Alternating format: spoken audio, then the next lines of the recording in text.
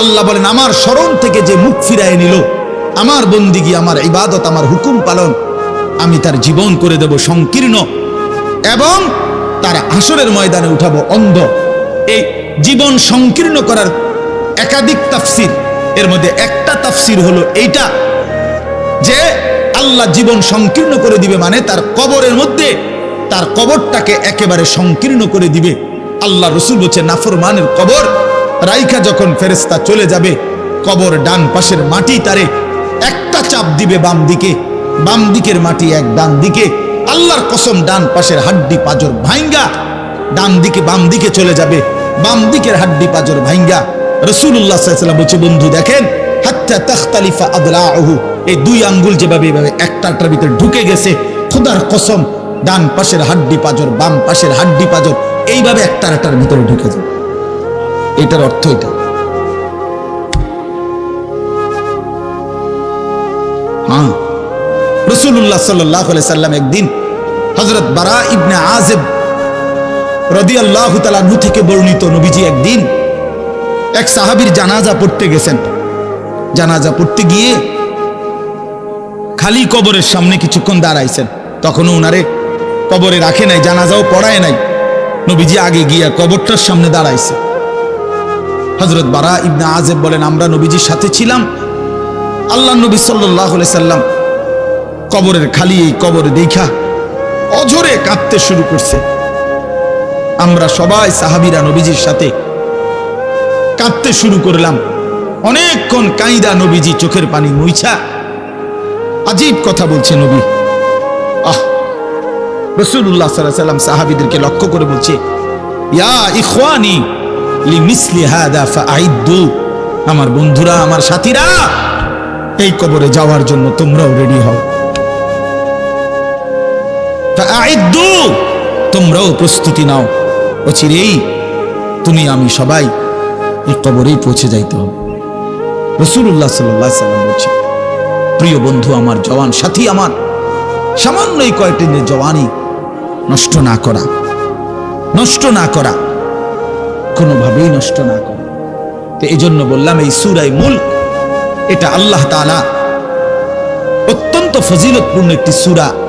রাসূলুল্লাহ সাল্লাল্লাহু আলাইহি সাল্লাম বলছেন এটা কবরের আযাব থেকে রক্ষা করবে। এই সূরা নিয়মিত তাফসীরের মধ্যে আমি নিজে পড়ছি, তাফসীরে কুরতুবীতে আছে।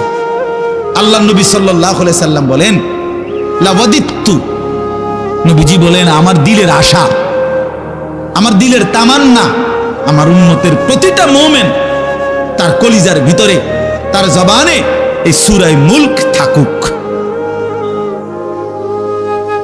সূরা মুলক থাকুক। অর্থাৎ রাসূলুল্লাহ সাল্লাল্লাহু আলাইহি সাল্লাম বলতেন আমার প্রতিটা মুমিন বান্দা উম্মত যেন এই সূরা মুলক তেলাওয়াত করে, যেন কবরের আযাব থেকে রক্ষা পায়।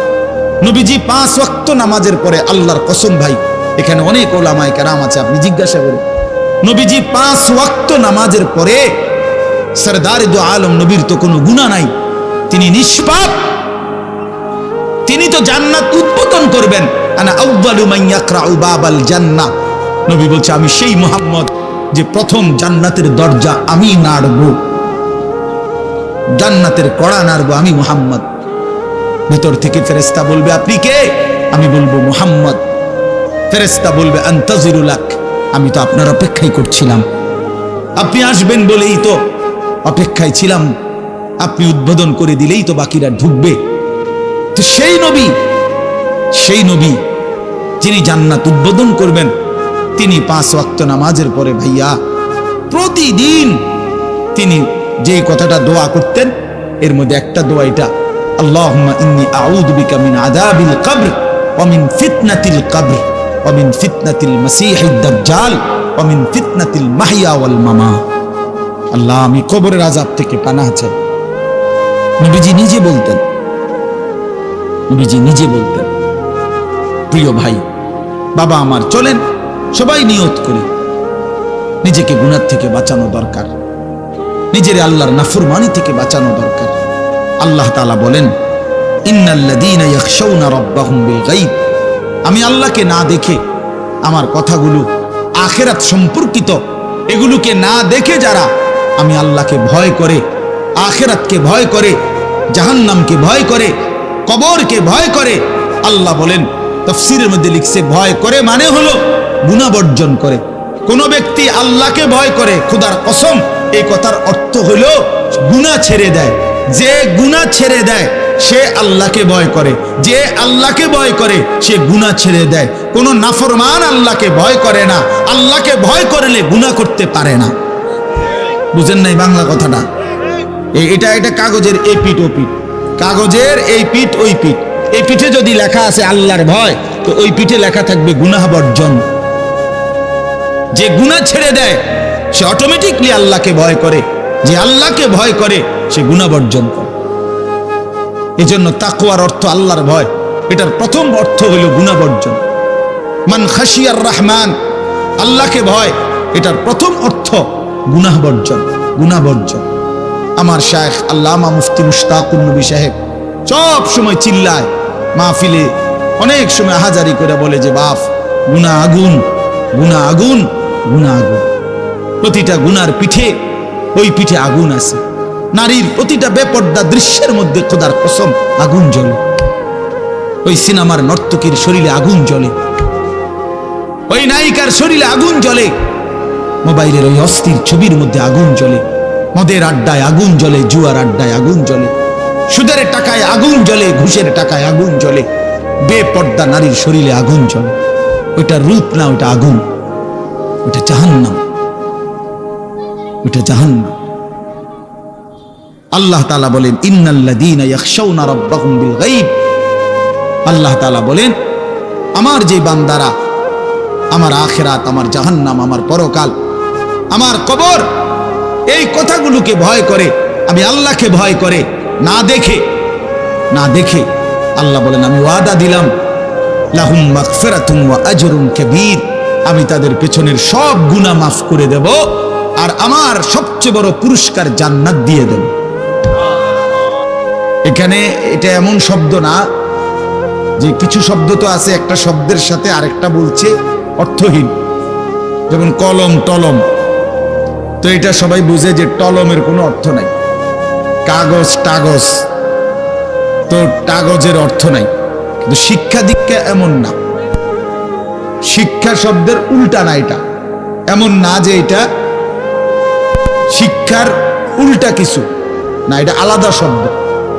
শিক্ষা দীক্ষা, যেমন আমরা অনেক সময় বলি যে নামাজ রোজা, লোকটা নামাজ রোজায় ভালো, তো এর দ্বারা কি শুধু নামাজ আর নামাজের উল্টা শব্দ রোজা না, এটা একটা আলাদা কি আমল।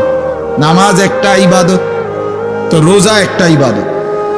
তো শিক্ষা এটা একটা বিষয়, দীক্ষা এটা একটা বিষয়। শিক্ষা তো তালিম, দীক্ষা এটা তরবিয়ত, আখলাক।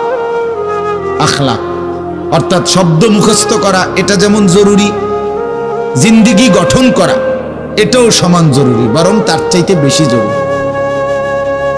এজন্য আমাদের ফেনীর একজন বড় বুজুর্গ আলেম আছেন, ফেনী জামিয়া রশিদিয়া মাদ্রাসার হযরত মাওলানা মুফতি শহীদুল্লাহ দামাত বারাকাতুহুল আলী, বাংলাদেশের অনেক বড় একজন বুজুর্গ আলেম।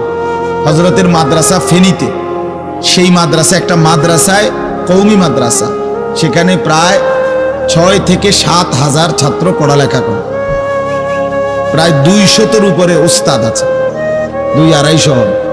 তো এই জন্য বললাম যে হযরত সবসময় বলে যে পড়া মেধা অনুপাতে কম বেশি হইতে পারে, আখলাক বরাবর হইতে হবে।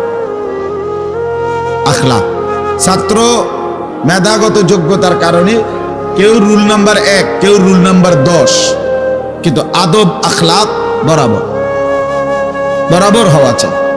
আমরা এটা খুব খেয়াল করি না। আজকে সবাই মনে করে বাচ্চার পড়ালেখা হচ্ছে, ঠিক আছে, পড়তেছে, যাইতেছে, আসতেছে, ছেলেটা পড়তেছে, রেজাল্ট আসছে, কিন্তু আখলাক কোথায়? যে ছেলেটা কখনোই প্রস্রাব করে টয়লেট পেপার ব্যবহার করে না, দাঁড়িয়ে বসে প্রস্রাব করার ক্ষেত্রে কোনো পার্থক্য করে না, তো তার আখলাক, তার জীবন গঠন হইল, শব্দ না মুখস্থ হইল, শব্দ না মুখস্থ হইল। যে ছেলেটা তার মোবাইলের মধ্যে রাত দিন নাচ গান ছবি জিনা ব্যভিচারের দৃশ্য, অথবা শুধু শুধু অনর্থক মোবাইলটা টিপলো, তো পড়া তো মুখস্থ করলো, কিন্তু আখলাক কই হইল? আখলাক কই হইল? 3 বছরের বাচ্চার হাতে মোবাইল দিয়ে দিছে, 2 বছরের বাচ্চার হাতে অভিভাবক মোবাইল দিয়ে দিছে। মানে খামখেয়ালির এক জিন্দিগি। এক সন্তান গঠন কিভাবে করতে হয় মুসলমান তাও জানে না, তাও জানে না। বাচ্চাকে টেলিভিশনের হাতে তুলে দিছে, টেলিভিশন দেখে দেখে শেখো। বাচ্চাতে সমবয়সীদের হাতে তুলে দিছে, যে সমবয়সী বন্ধুদের সাথে আড্ডা দিতে দিতে যা শেখো শেখো।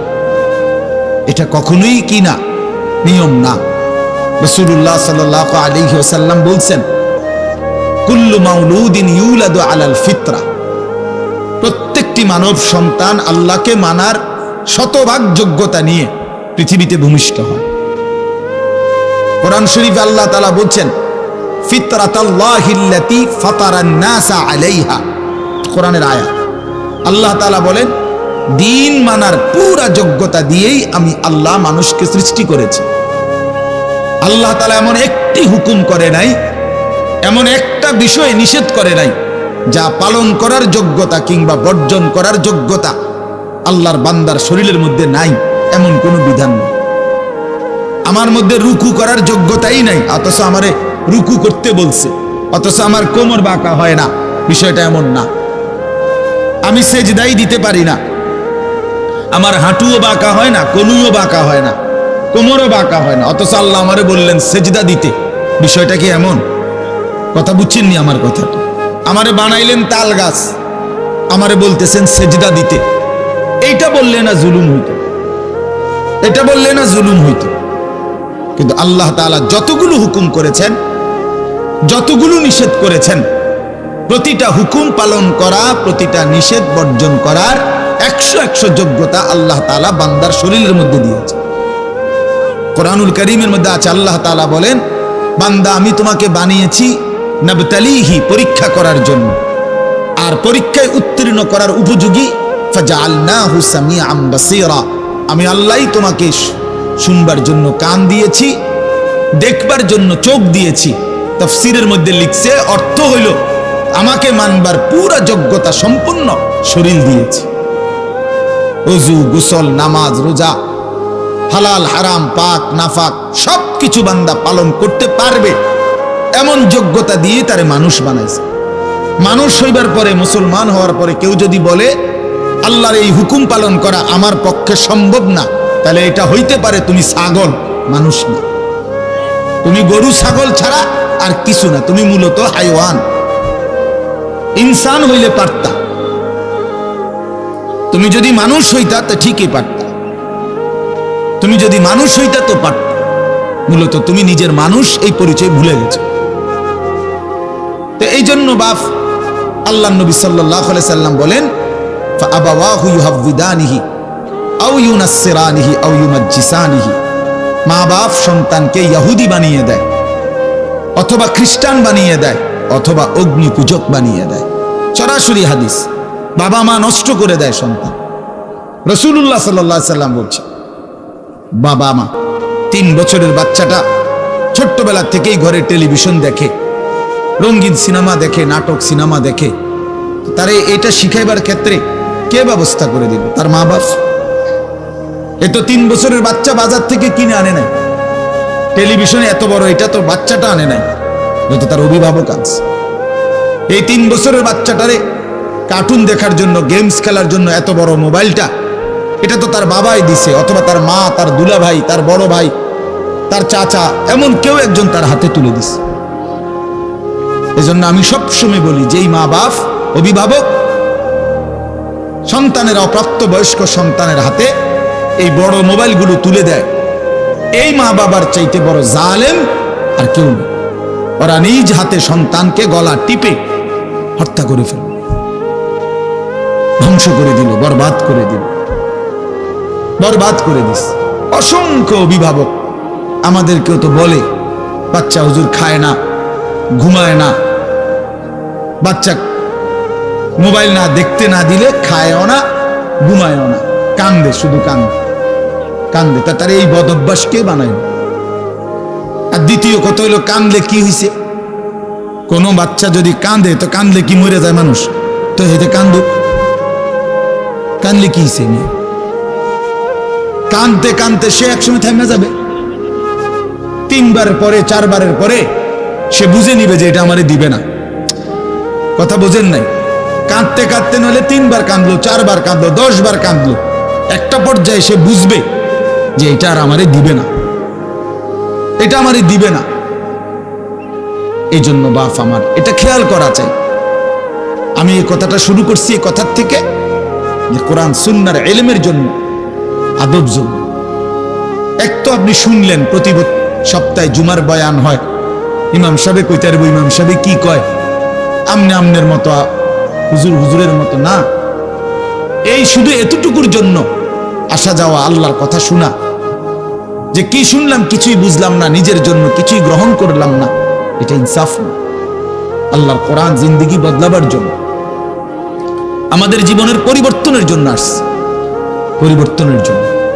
কোরআনুল কারীমের প্রতি অক্ষর নূর, কোরআনুল কারীমের প্রতি অক্ষর হুদান হেদায়েত, কোরআনুল কারীমের প্রতি অক্ষর মাউইজা উপদেশ, কোরআনুল কারীমের প্রতি অক্ষর বুশরা সুসংবাদ, কোরআনুল কারীমের প্রতি অক্ষর বাসায়ের অন্তর্দৃষ্টি সম্পন্ন জ্ঞান, কোরআনুল কারীমের প্রতি অক্ষর আহসানাল হাদিস সর্বশ্রেষ্ঠ কথা, কোরআনুল কারীমের প্রতি শব্দ মুতাশাবিহান সাদৃশ্যপূর্ণ, কোরআনুল কারীমের প্রতি শব্দ মাসানি বারবার তেলাওয়াতকৃত পাঠকৃত। কোরআনুল কারীমের অসংখ্য বৈশিষ্ট্য আল্লাহ তাআলা কোরআনে উল্লেখ করেছেন। মা ফাররাতনা ফিল কিতাবে মিন শাই, আল্লাহ বলেন একটা বিষয়ের আলোচনা আমি বাদ দেই নাই কোরআনের মধ্যে। ওয়া নাযালনা আলাইকাল কিতাবা তিবয়ানান লিকুল্লি শাই, বন্ধু আমি আপনার উপরে যে কোরআন নাজিল করেছি তার সমস্ত কিছুর বিস্তারিত বর্ণনা। এজন্য বদনসিব ওই সন্তান, ওই অভিভাবক দুর্ভাগা যে মুসলমান পরিচয় দেওয়ার পরেও নিজ সন্তানকে আল্লাহর কোরআন দেখে দেখেও পড়তে জানে না। আল্লাহর কোরআন দেখে দেখে ছোট বাচ্চা হাফেজে কোরআন হইছে, এই মাত্র দেখছেন আমরা হাফেজে কোরআন হইছে। মুসলমানের সন্তান আল্লাহর কোরআন 30 পারা কলিজার মধ্যে গ্রহণ করছে। আর কি পরিমাণ দুর্ভাগা মুসলমান!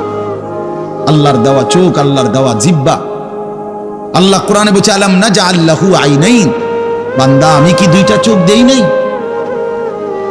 ওয়া লিসানান, আমি কি জিহ্বা দেই নাই? ওয়া শাফাতাইন, 2টা ঠোঁট কি আমি দেই নাই? হাসরের ময়দানে আল্লাহ তাআলা জিজ্ঞেস করবে বান্দা আমার দেওয়া 2টা চোখ, আমার দেওয়ার জিহ্বা, আমার দেওয়া ঠোঁট, এত লক্ষ কথা বললা, এত কিছু দেখলা, এত শব্দ উচ্চারণ করলা, পৃথিবীর কত লক্ষ কথা তুমি জীবনে বললা, অথচ আমার কালাম সর্বশ্রেষ্ঠ আসমানি কিতাব মালিকের এই কোরআন, এটা একটু দেখে দেখেও পড়তে পারো না, এর চাইতে বড় বদনসিব আর কে হইতে পারে?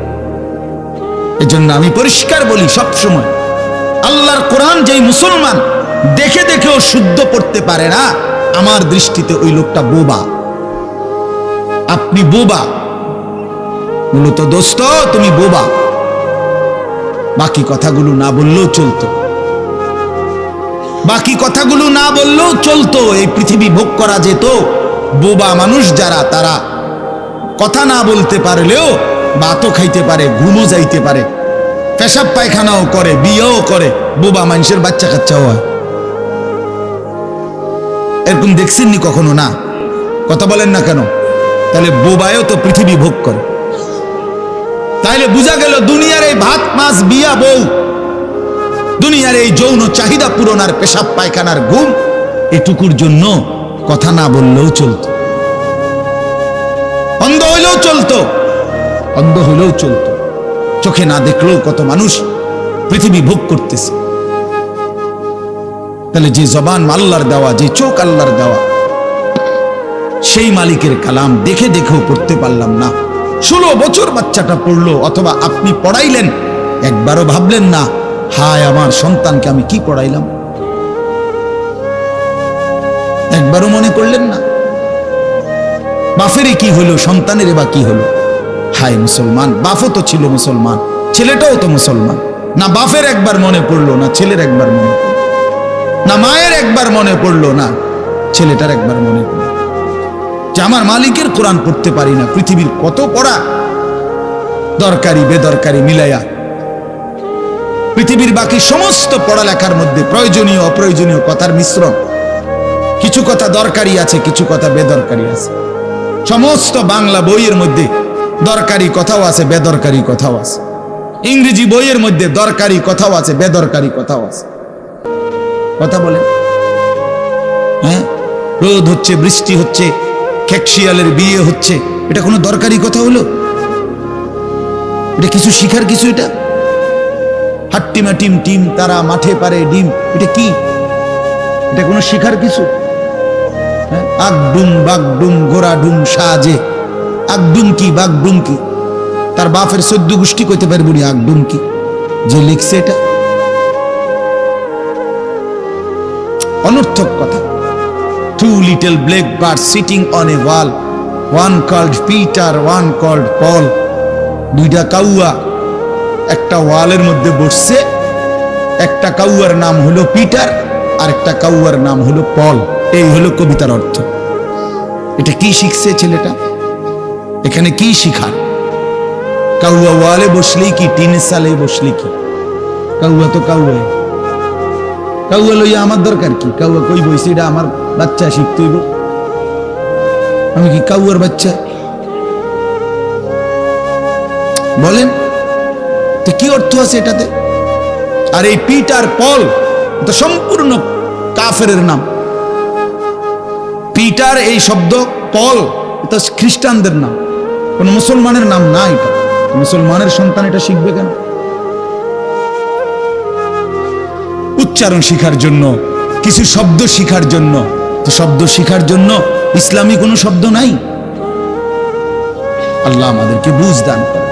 আমি বইয়ে এখানে বই ঠিক করতাম বলছি না, যে বুঝেন না আমার কথাটা। অর্থ এই উদ্দেশ্য তাহলে আমি বই ঠিক করতে বসি নাই, অর্থ একটা উদাহরণস্বরূপ বললাম আর কি। আবার দরকারি কথাও আছে। আমাদের দেশে সেই ছেলে কবে হবে, কথায় না বড় হয়ে কাজে বড় হবে। ফাইন কথা। সকালে উঠিয়া আমি মনে মনে বলি, সারাদিন আমি যেন ভালো হয়ে চলি। চমৎকার কথা। দূর হলো দূর খোলো কুকুমনি উঠোরে, এগুলো তো অন্যায়।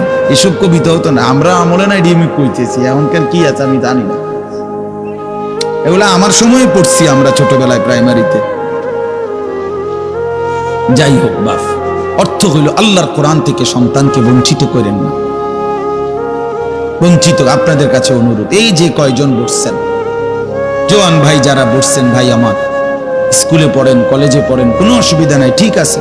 নতুন করে আবার মাদ্রাসায় ভর্তি হইতে পারবেন না, আমরাও জানি, কিন্তু কোনো একটু সময় বের করে আল্লাহর কোরআন সময় সুযোগ বের করে শেখা সম্ভব। শুক্রবারটা তো অবসর থাকেন, বৃহস্পতিবার বিকাল থেকে তো অবসর থাকেন, শনিবারটা তো অবসর থাকেন। তো একটু আল্লাহর কালাম পড়েন, কোন একজন আলেমের কাছে, কোন একজন মসজিদের ইমামের কাছে, কোন একজন মাদ্রাসার উস্তাদের কাছে নিজে আলাদা একটু সময় বাইর করেন যে আমার মালিকের কোরআন আমি একটু শুনি, আল্লাহ তাআলার কালাম শুনি। আহা, কোরআনুল কারীমের নূর। এটা যে শুনলো না, সে শুনলোটা কি?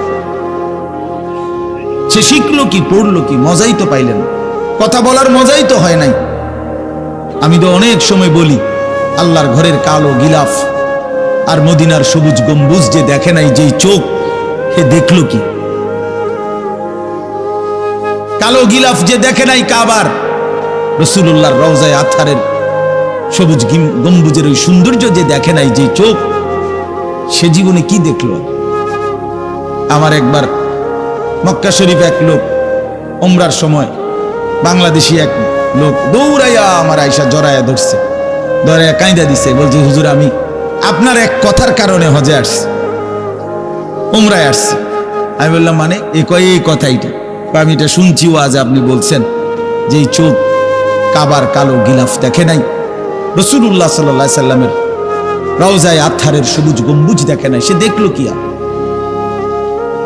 এটা আমার দিলে লাগছে যে হ্যাঁ ঠিকই তো, আমি আর কি দেখলাম? তাই তো যেই জবান আল্লাহর নামে নিতে জানে না, মালিকের কোরআনই পড়তে জানে না, তুমি পড়লা কি মিয়া? তুমি কি গোড়ার ঘাস কাটলা মিয়া? বাকি সবগুলো পড়া না হলেও দুনিয়া চলতো মিয়া। মূর্খ বকলম, নাম দস্তখত করতে জানে না, টিপসই দেয় এমন হাজারো মানুষ দুনিয়া ভোগ করতেছে। বাড়ি গাড়ি, নেতাগিরি, মাতবুরি, ক্ষমতা, দালান বিল্ডিং সবটা দুনিয়া ভোগ করছে, অথচ নামটাও সই দিতে জানে না। এমন নাই? বলেন না এমন নাই? তো সে কোন যোগ্যতায় দুনিয়া ভোগ করছে? সে কিভাবে দুনিয়া ভোগ করতেছে?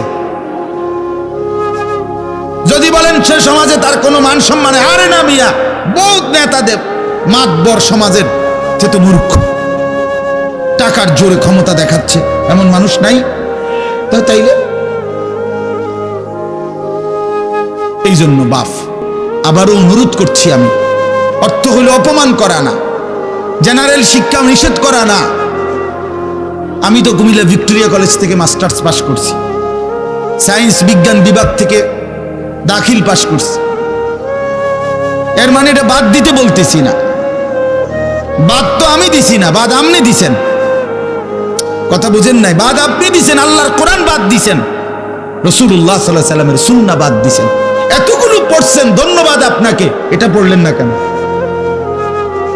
এতগুলো শিখতে পারলেন, এত লক্ষ টাকা খরচ করতে পারলেন, 4 বছরের মেডিকেলের জন্য, 6 বছরের মেডিকেলের জন্য এক বাপ তার ছেলেটার জন্য, মেয়েটার জন্য কত লক্ষ টাকা খরচ করছে, তার কোনো কুল কিনারা আছে মিয়া? তো আপনি পড়ান, কোনো অসুবিধা নাই, কিন্তু আপনি আপনার বাচ্চাটাকে আল্লাহর কোরআন থেকে বঞ্চিত করলেন কেন? নামাজ থেকে বঞ্চিত করলেন কেন? 2টা সূরা পড়তে জানে না, একটা আত্তাহিয়াতু শুদ্ধ করে বলতে পারে না, এটা দোয়ায়ে কুনুত পড়তে জানে না। একজন মুসলমান বেটা, 40 বছর বয়স, লজ্জা থাকা উচিত বেটা, ওই বেটা শরম থাকা উচিত বেটা। কার জমিন খাইতেছ, কার আসমান ভোগ করছো, কার দুনিয়া ভোগ করতেছ? এত বড় মালিকের আসমান ও জমিন ভোগ করে সেই মালিকের সেজদাটাও ঠিক মতো দিতে জানে না, সেই মালিকের নামটাও পড়তে পারে না। এর চাইতে লজ্জার কি হইতে পারে বলেন বাবা? অপমান কি হইতে পারে? আল্লাহ আমাদেরকে বিবেক দান করেন, আল্লাহ আমাদেরকে বিবেক দান করেন। বিবেক থাকা চাই, বিবেক থাকা চাই। কোরআনুল কারীমের মধ্যে আছে, আল্লাহ তাআলা বলছে, একটা সাংঘাতিক কথা আছে কোরআন শরীফে, ফাবিআইয়ি হাদিসিন বা'দাহু ইউমিনুন। আমার দিল নড়ে কোরআনের এই আয়াত শুনলে, কলিজা শুদ্ধা কাইপা ওঠে। আল্লাহ তাআলা কোরআনে বলছেন, এই 29 পারার মধ্যেই আছে, সূরা মুরসালাতের মধ্যে আল্লাহ তাআলা বলে, বান্দা 23 বছরে আমি আমার রাসূলের কাছে এই সর্বশ্রেষ্ঠ কিতাব নাজিল করলাম, আমার সবচেয়ে শ্রেষ্ঠতম কথাগুলো আমি তোমাদের জন্য দিলাম। বান্দা, এর চাইতে আর দামি কোন কথা বললে তোমরা আমার কথা মানতা? বুঝেন নাই? ফাবিআইয়ি হাদিস, ফাবিআইয়ি হাদিস। আল্লাহ বলছে, বান্দা এরপরে আর কি বললে, এর চাইতে দামি কথা আর কোনটা বললে, আর কোন কিতাব নাজিল করিলে, আর কেমনে বললে? ফাবিআইয়ি হাদিসিন বা'দাহু ইউমিনুন। আর কিভাবে বললে বান্দা ঈমান আনতা, বিশ্বাস করতা? আকিমুস সালাহ, আকিমুস সালাহ 80 বারের চাইতে বেশি বলছি আমার কোরআনে, আর কতবার বললে আমারে সেজদা দিতা? ইত্তাকুল্লাহ, ইত্তাকুল্লাহ বারবার বলেছি, আল্লাহকে ভয় করো, আর কতবার বললে বান্দা আমারে ভয় করতা? কতবার বলছি? আল্লাহ বলবেন, রাসূলুল্লাহ সাল্লাল্লাহু আলাইহি সাল্লাম বাপ আমার, বন্ধু আমার, নওজোয়ান সাথী আমার, মনে রাখবেন, বিশ্বাস করেন, রাসূলুল্লাহ সাল্লাল্লাহু আলাইহি সাল্লাম হাসরের ময়দানে অসংখ্য উম্মতকে জিজ্ঞেস করবে। এই আমলনামা যখন দেখবে, প্রত্যেকটা উম্মত তার নিজ নিজ আমলনামা, রাসূলুল্লাহ সাল্লাল্লাহু আলাইহি সাল্লাম দেখবেন। এই আমলনামা দেখে নবী জিজ্ঞেস করবে, উম্মত 23টা বছর একটানা আমি কেঁদেছি, উম্মত 23 বছর তোদের জন্য আমি কেঁদেছিলাম। এমনও রাত গেছে, সারা রাত উম্মতের জন্য আমি কেঁদেছি, সারা রাত দোয়া করছি উম্মতের জন্য। তায়েফের পাথরের আঘাতে পিঠ, চালনির মতো ছিদ্র বানায় ফেলছি। পেটের কষ্টে, ক্ষুধার কষ্টে 14 দিনের চাইতে বেশি পেটে 2টা পাথর বাইদা ক্ষুধার কষ্ট হজম করছি। উহুদের দান শহীদ করা রক্তে আমি বেহুশ হয়ে আমি পড়েছিলাম।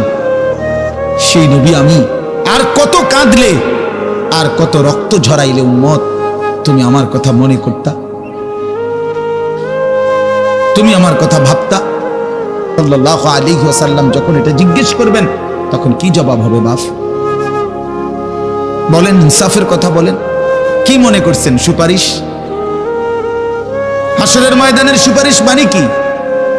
মুখে বিড়ি, সিগারেট, চেহারায় রাসূলুল্লাহ সাল্লাল্লাহু আলাইহি ওয়াসাল্লামের সুন্নাত নাই, 50 বছর ধরে সুদের লেনদেন, কোনদিন 5 ওয়াক্ত নামাজ আদায় করেন নাই, স্ত্রী বেপর্দা, ঘরের মধ্যে প্রতিদিন রঙিন টেলিভিশন চলতেছে, এই অবস্থায় কবরে যাইবেন।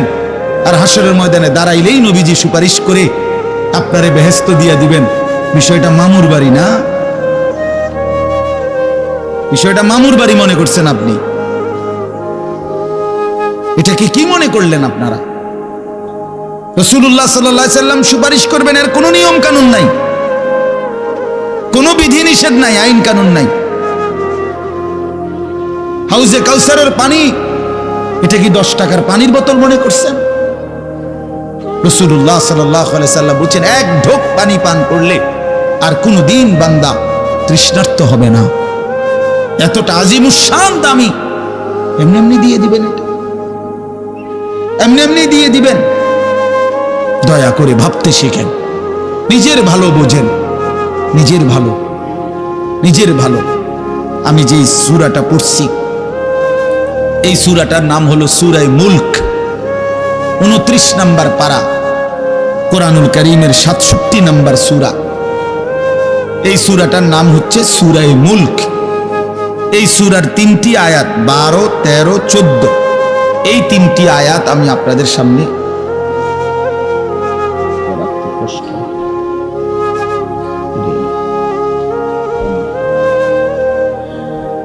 এই 3টি আয়াত আমি তেলাওয়াত করছি। এই আর অল্প একটু সময়ের মধ্যে আমি আপনাদের সামনে এই 3টা আয়াতকে সামনে রেখে কয়েকটা আর কথা বলতে চাই। প্রথম কথা, আপনারা রাগ হইয়েন না আমার, আমি আপনাদেরই অঞ্চলের মানুষ, এখন আপনারাও আমার, আমিও আপনাদের। আল্লাহর কোরআন শিখেন। আমার কথা হলে আমি বলি না যে সবার সব জেনারেল পড়া বন্ধ করে দেন,